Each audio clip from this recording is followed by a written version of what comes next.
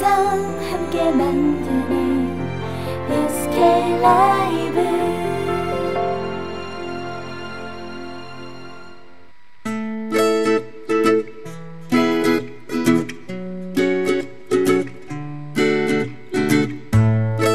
네, 미디어오늘 팟캐스트 미오캣 137화 시작하겠습니다.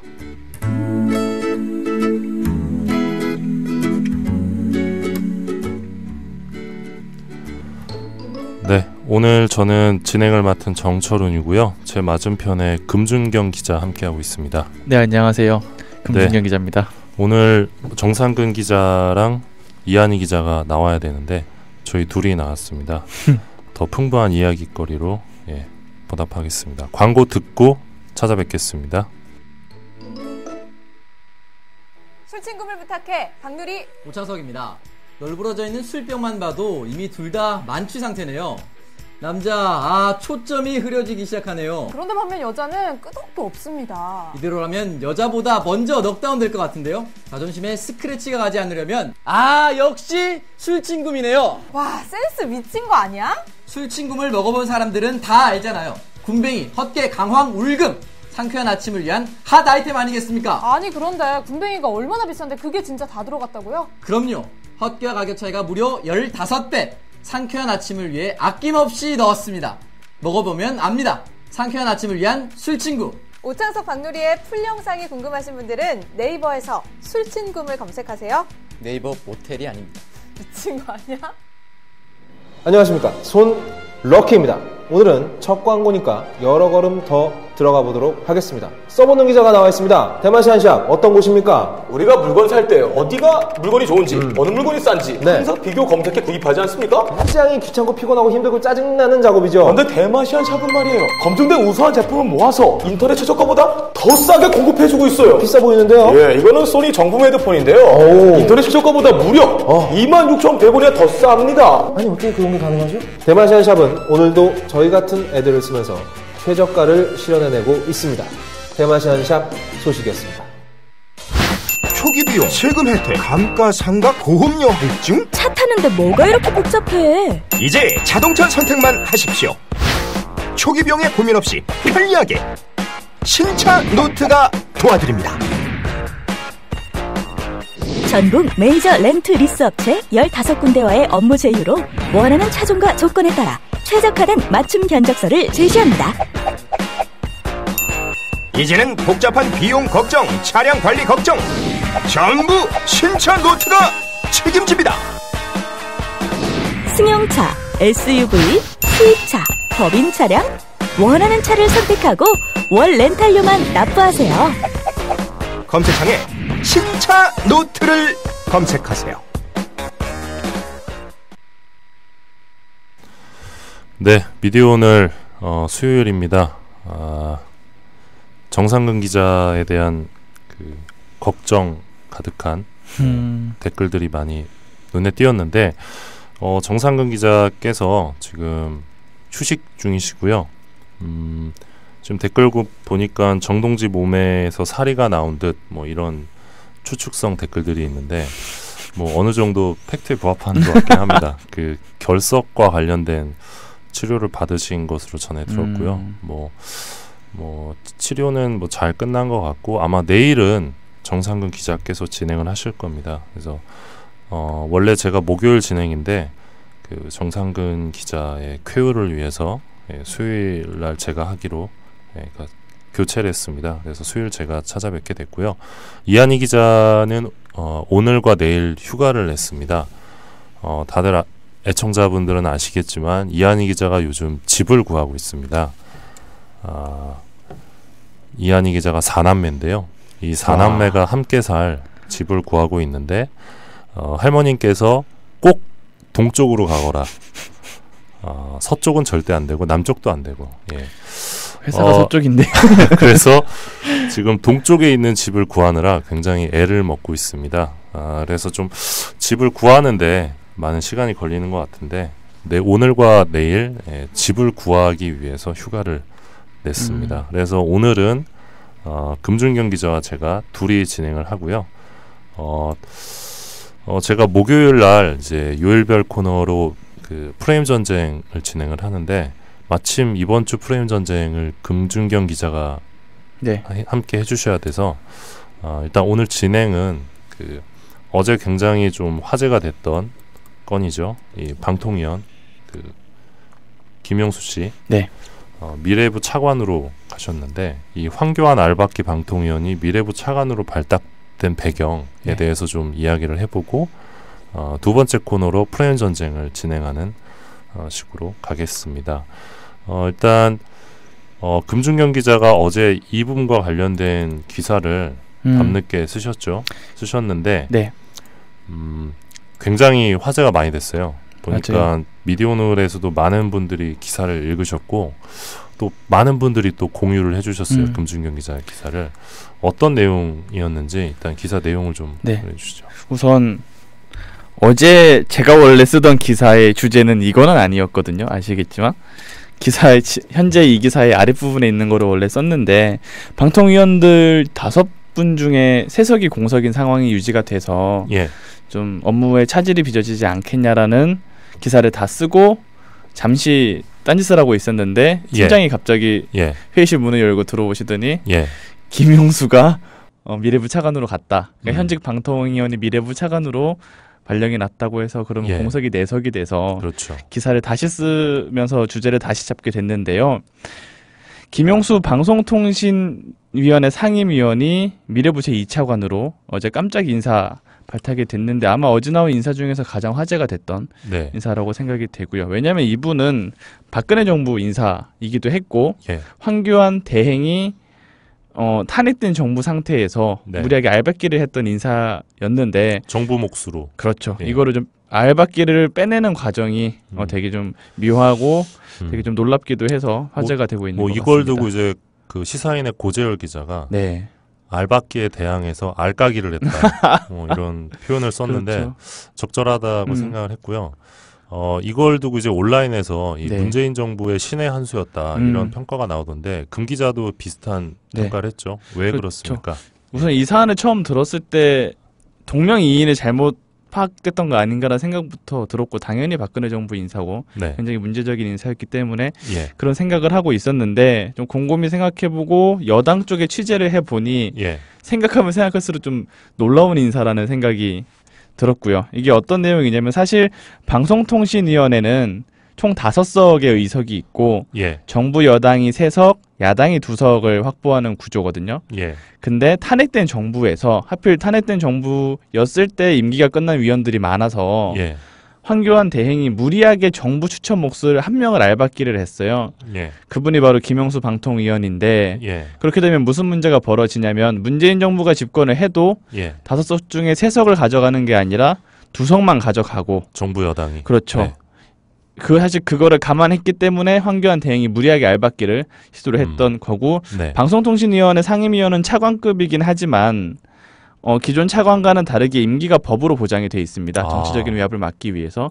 따라서 본인이 사임하기 전까지는 대통령도 뽑아낼 수 없는 절대적인 위치이기 때문에 이게 굉장히 좀 골머리가 있었을 걸로 보였는데 그렇다면 문재인 정부는 왜 김용수를 미래부로 보냈을까? 그 취재해보고 생각해본 결과를 보면은 사실 말씀드린 것처럼 빼낼 수 없는 상황에서 이분을 다른 부처로 이동시키면서 여당 몫이 2석으로 준 거를 다시 3석으로 확보를 하려는 전략이었던 것 같아요. 사실 그런 면에서 제가 여당 관계자랑 통화를 해보니 어쨌건 뭐 차관 인사기 때문에 여당이랑은 조율하지 않았고 다만 우리가 판단하건대 방통위의 과반 확보를 하려고 했던 것 같다. 왜냐하면 언론개혁을 추진하기 위해서는 방통위의 과반 확보가 절실했기 때문으로 보인다라고 얘기를 했었고요. 그 김용수 상임위원 입장에서는 이번 인사가 손해보는 인사가 아니었던 건가요? 그러면? 그렇죠. 기사에 구체적으로 담지 못하긴 했는데 이게 뭐 일각에 알려지는 걸로는 대통령이 지명만 한 걸로 이해를 하시는 분도 있는데 본인이랑 합의가 없으면 이런 인사가 나올 수가 없거든요.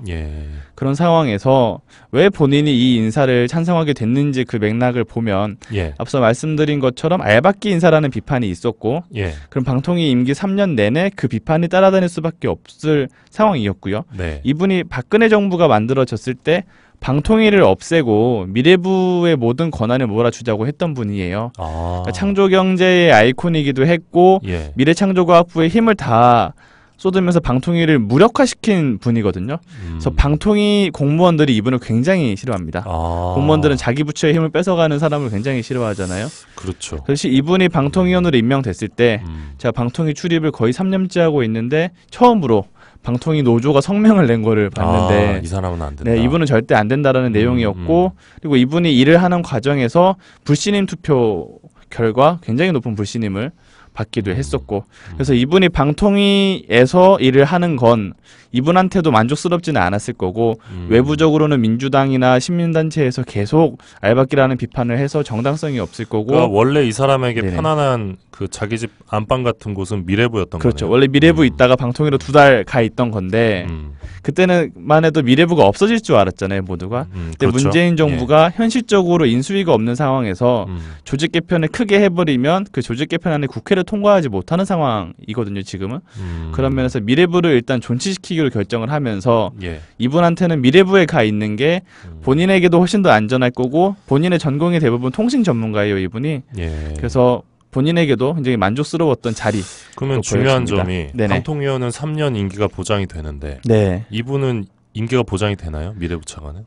그렇죠. 민주당 입장에서는 굉장히 좋았던 게 미래부 차관은 언제든지 경질할 수 있는 대상이라는 건데요. 예, 예. 네, 그러니까 대통령이 차관은 뭐 경질을 하는 거는 예. 어려운 일이 아닌데 방통위원은 그렇게 보면 이분 불가능했었잖아요. 입장에서는 손해 아닌가요? 그렇죠. 3년 임기 보장을 왜 못 받는데 굳이 거기로 갔을까라고 그 고민을 좀 해봤는데, 네, 어쨌건 사실상 문재인 정부에서는 그 정부 그 부처 내부 인사를 차관으로 만드는 그런 분위기가 있었고, 그런 면에서 본인이 뭐 어느 정도 전문성을 인정받는다는 점에서 존중을 받았던 것 같고, 여러 관계자 얘기를 들어보니 이분이 의외로 특정 이데올로그나 이런 데 집중하는 스타일은 아니고 전형적인 공무원 스타일이라고 해요. 예.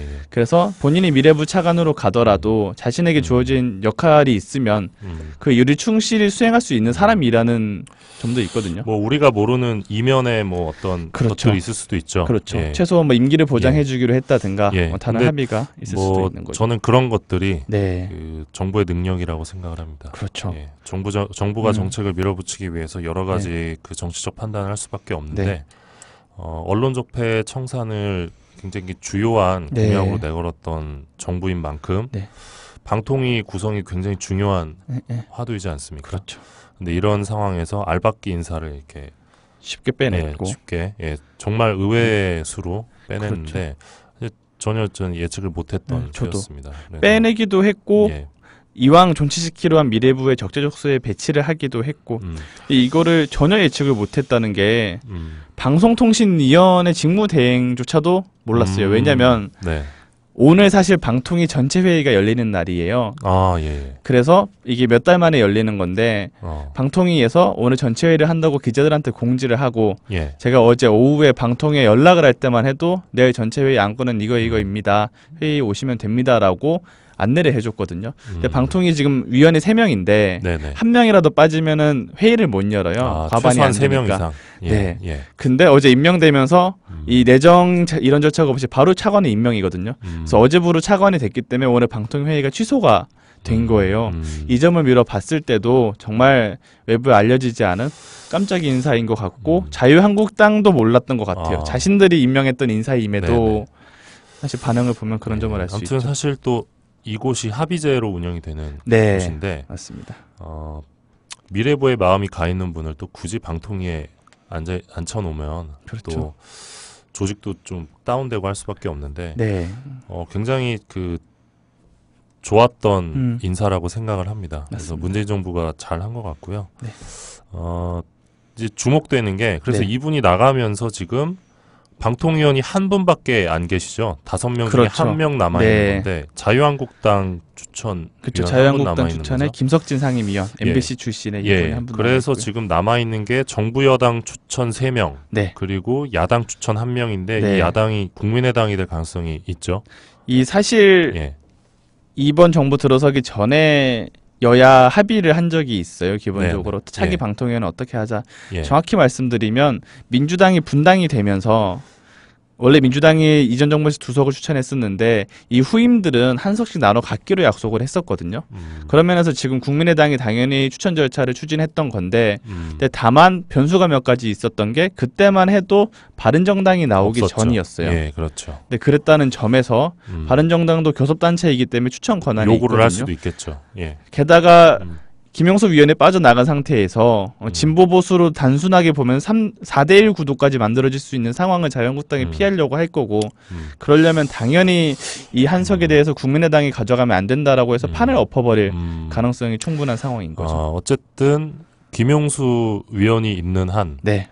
그 야당 한석, 그게 바른정당이든 국민의당이든 네. 이 한 명이 캐스팅 보트를 줄 수밖에 없었는데 그렇죠. 이분을 알박기 위원을 빼내면서 이제 주도권을 갖게 된 거죠. 그렇죠. 정부 민주당이 최소 예. 3석을 확보하고 예. 국민의당까지 4석을 확보할 수 있는 예, 그 이 부분과 관련해서 자유한국당 쪽에서 오늘 이거는 이제 언론 장악을 위한 네. 것이다. 그러면서 뭐 굉장히 비판을 하던데 네. 어떻게 보십니까? 그런 주장에 대해서? 우선은 말씀드린 것처럼 자유한국당이 이 인사를 전혀 예측하지 못해서 굉장히 당황을 한 것 같고요. 그래서 그 자유한국당의 오늘 정우택 대표 권한대행 겸 원내대표가 문재인 정부 방송 장악의 의도를 보여준 거다라고 예. 했고 어제 밤 TV조선 보도에도 박대출 자유한국당 미방위 간사가 예. 같은 말을 했었는데요. 예. 사실 전혀 일리가 없지는 않으면서도 이 발언이 문제인 게 네. 방통위원회 과반을 한 정당이 확보하면 언론 장악이 될 가능성은 있어요. 그거는 이명박 정부 때 이미 최시중 방통위원장이 네. 정부 여당 위원 3명이서 종편을 만든다든가 이 특혜를 만든다든가 하는 점에서 일방적인 면을 보여줬고 네. 그런 점에서 우려가 있는 건 사실인데 합의제이지만 독임제처럼 운영됐다는 그렇죠. 비판이 예, 합의제 기구로 만들어놨지만 5명의 위원회 과반 투표를 해버리면 정부 그렇죠. 여당 마음대로 할 수 있는 구조고 예, 그렇죠. 문재인 예. 정부도 그렇게 일을 할 가능성을 완전히 배제할 수는 없다고 생각은 하지만 네. 일단은 3대2 구도가 원칙인 상황에서 이 판을 깨고 원칙을 먼저 무시했던 건 황교안 대행이기도 했었고 그런 차원에서는 우선 정상화 단계라고 볼 수도 있고 다만 일방적으로 그런 문제가 벌어질 가능성은 있겠지만 이 민주당이 지금 추진하고자 하는 공영방송 문제를 비롯해서 방송 개혁의 방향을 보면 민주당에 유리한 내용이 아니거든요. 민주당의 힘을 이용해서 추진하는 건 맞지만 오히려 지금보다 지금 자신의 정당이 KBS와 MBC 이사회에서 과반을 확보할 수 있는 거를 그걸 무너뜨려주는 그런 내용을 추진하고 있기 때문에 어느 정도 칼자루는 수단적인 문제는 있더라도 근데 언론장악방지법의 경우는 7대6이니까 네. 뭐 과반 이상 갖는 거 그렇죠. 아닙니까 여당이? 다만 네. 지금처럼 뭐 7대4, 6대3처럼 일방적인 구도는 아니기도 하고 사장 선임 과정에서는 특별다수제를 적용을 해서 3분의 2 이상 동일해서 지금처럼 일방적인 행정은 안 하겠다는 거잖아요. 그런 면에서는 좀 진정성을 지켜볼 필요가 있고 물론 이 정당이 이 칼자루를 쥐고 오남용을 하게 되면 네. 근데 그거 나름대로 저희가 비판을 해야 예. 되겠죠. 네, 저는 자유한국당의 프레임이 네. 애초부터 잘못됐다는 생각이 드는데 자유한국당에서 이제 방송장악 의도가 있다. 네. 전혀 사실이 아닙니다. 그러니까 문재인 정부 공약을 보면 방송장악이 아니라 이제 방송 정상화 그렇죠. 공약인 거죠. 그러니까 방송 정상화라 하면 그 당연하게도 이제 내부에서 이제 제작 자율성이 보장이 되고 네. 편집권이 독립이 돼야겠죠. 이제 사주와 그죠? 여기서 사주라 하면 KBS와 MBC의 실질적 사주인 청와대를 의미하는 건데 이 부분에서 문재인 정부가 의지를 갖고 있습니다. 그래서 방송 정상화라는 게 이제 뭐 언론장악 방지법도 있지만 그렇죠. 지금 사추위 얘기도 있거든요. 그 KBS의 경우는 이제 시청자를 대변하는 사람 네. 그리고 KBS 사원을 대표하는 사람들이 참여해서 이사회랑 같이 사추위를 꾸려서 정말 국민의 방송 KBS의 사장을 제대로 뽑자 얘기가 있고 그러니까 다양한 논의들이 있는데 문재인 정부에서는 이걸 최대한 수용을 해서 뭐랄까 이제 정권의 입맛에 따라 사장이 내려가는 그런 이명박 그렇죠. 박근혜식 낙하산 사장이 아닌 제대로 공영방송을 이제 운영할 수 있는 그런 사장을 뽑겠다는 입장이고 지금까지 저희가 봤을 때 그 의지는 변함이 없는 것 같아요. 맞습니다. 그리고 내부에 있는 방송사 이제 KBS, MBC, 뭐 YTN까지 그런 구성원들도 문재인 정부에서 아직까지 그런 움직임은 전혀 없다라는 그렇죠. 이야기를 하는데 이거는 방송 장악이 아니라 방송 정상화입니다. 방송 장악을 했던 주범들이 자신들의 잘못에 대해서는 이런 방구 없이 방송 장악이라고 하니까 굉장히 웃기는데 그러니까 도둑질을 했던 사람들이 제가 자신의 도둑질은 이제 사죄하지 않으면서 그렇죠. 그죠? 본인들이 그렇게 했으니 예. 이런 말이 나오는 거 아니겠습니까? 네. 그리고 이게 뭐 논란의 여지는 있을 수 있으나 저는 이게 언론 운동 진영에서 이걸 부역자 청산이라는 표현을 쓰는데 네. 정말 부역자 청산이라는 표현을 쓸 만큼 언론계 특히 이제 공영방송이 많이 황폐화가 됐습니다. 그러니까 과거 프랑스에서 이제 나치 부역자들을 네. 이제 처벌하듯이 그러니까 가차없이 처벌을 했잖아요. 네네. 좀 비슷한 맥락으로 볼 수 있을 것 같아요. 근데 그거는 언론 장악이 아니라 언론 정상화입니다. 그렇죠. 이거는 이제 청와대의 몇몇 사람들이 원하는 것이 아니라 그 방송사에 있는 그 절대 다수의 구성원들이 원하는 방향입니다. 이거는 장악이 아니죠. 네. 그래서 그 말씀을 좀 드리고 싶고 지금 많은 분들이 이제 방통위가 그러면 어떻게 앞으로 운영이 될 것인지 많이 궁금해하실 것 같은데 네. 일단 방통위원장 포함해서 방통위원들은 네. 뭐 이제 4분이 지금 공석인데 언제쯤 다 인선이 완료될 것 같은가요? 방통위원 같은 경우에는 추천권은 각 정당에 있는데 네. 국회에서 의결이 돼야 되거든요. 예. 그럼 국회가 열려야 예. 돼요. 그러면은 올해 정기국회 6월에 보면 6월 말쯤 아마 예상이 될 것 같은데요. 방통위원장의 경우. 네. 예. 변수가 있는 게 방통위원과 방통위원장을 그때 다 추진한다고 해도 인사 문제는 어떻게 될지 모르거든요. 예상치 못한 결격 사유가 있다거나 네. 아니면은 인사 검증 과정에서 문제가 불거질 수 있어서 방통위원장은 청문회를 하죠. 네. 예. 장관급이기 때문에 청문회를 열어야 되고 예, 그래서 예. 방통위원장의 예. 경우에는 네. 낙마 가능성도 있고 그러면 장기화가 될 수 있고 방통위원도 비슷한 게 고삼석 지금 방통위원이 오늘까지 내일까지 임기긴 한데 네. 이분도 경력 논란 같은 게 불거져서 임명이 3개월 늦어졌거든요. 아, 예, 예. 근데 그런 논란이 지금 여당과 야당에도 불거지지 말란 법은 없어서 빠르면 6월 말 정상화가 되고 늦으면 7, 8월까지도 걸릴 수 있을 것 같습니다. 알겠습니다. 지금 금준경 기자가 네. 그 방통위 취재를 좀 오래 해왔는데 방통위원장 후보로 지금 거론되는 분을 한 분 알고 계시죠? 네네. 저희가 이분의 성함을 말씀드릴 수는 없는데 네. 굉장히 만약에 실현이 된다면 네. 파격적이라고도 그렇죠. 할 수 있겠죠. 예. 최종 후보 9군에 포함된 걸로 알려져서 저희가 네. 일단은 추측하는 분이 한 분 네. 있는데 예. 굉장히 파격적인 이름만 들으면 누구나 알만한 인사긴 하지만 네. 방통위원장으로 그래서 네. 굉장히 놀라운 네. 인사가 한 분 계십니다. 금준경 기자가 이제 고급 정보를 갖고 있는데 네. 궁금하신 분은 금 기자에게 따로 전화하시고요. 네. 그리고 저희가 지금 계속 방통위 얘기를 하고 있는데 네네. 방통위가 도대체 얼만큼 중요한 부처인지 네. 잘 와닿지 않는 분들도 계실 것 같아요. 네네. 근데 방통위가 얼마나 중요한 부처인지 여기서 어떤 것들을 의결할 수 있는지 간단하게 설명해 주신다면요. 네.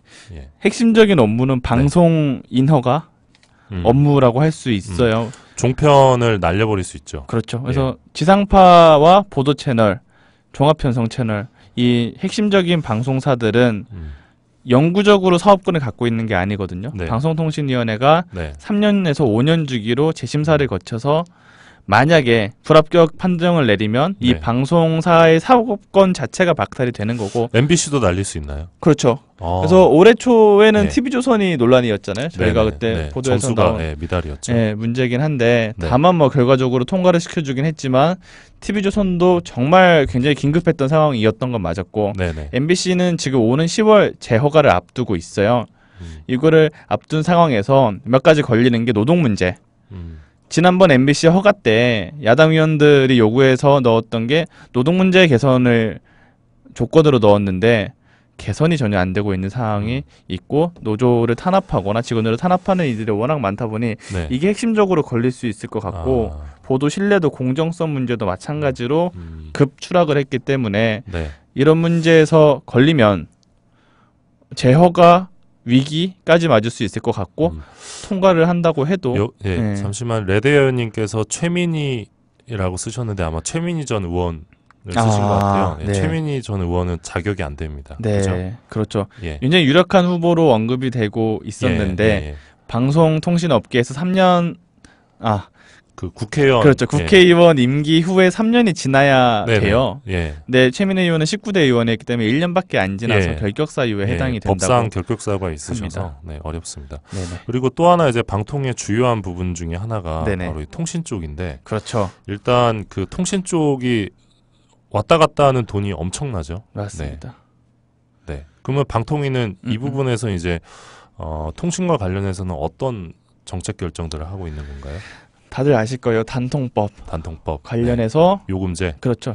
기본적으로 요금제를 두고 이건 미래부와 공통 업무긴 한데 통신사의 불법 행위를 감독하고 단속하고 시정명령, 과태료, 과징금을 부과할 수 있는 권한이 있거든요. 그래서 통신사가 이 방통위의 눈치를 볼 수밖에 없는 구조죠. 요즘 돈은 다 지금 통신사로 들어가잖아요. 그렇죠. 단통법 이후에도 그렇고 자연적으로 3사 독점 체제이기 때문에 이 3사 대기업에게 이익이 쌓이는 구조가 지금 이어지고 있고 문재인 정부가 뭐 다 가계통신비 인하를 공약으로 내세웠던 만큼 이것도 좀 개선이 이루어지겠죠. 그것뿐만 아니라 뭐 이제 IPTV 그렇죠. 그 플랫폼 관련해 가지고 이제 그 지상파랑 IPTV랑 갈등도 좀 있고 맞습니다. 또 케이블 TV랑 IPTV랑 갈등도 있고 또 이제 뭐 그러니까 재송신 부분도 있고 또 이제 CPS 관련된 부분도 방통위가 조정하는 부분이고 정책적인 판단들은 다 하죠.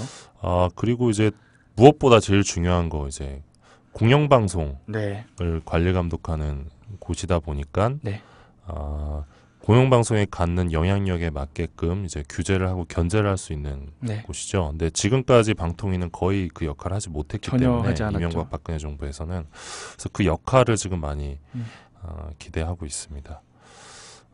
방통위원장이 정말 좋은 분이 오셨으면 좋겠고 방통위원들도 좀 전투력 있는 분들이 오셔서 좀 이렇게 정상화에 많은 도움을 주셨으면 좋겠습니다.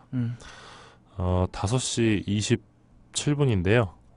광고를 듣고 프레임 전쟁 코너로 넘어가겠습니다.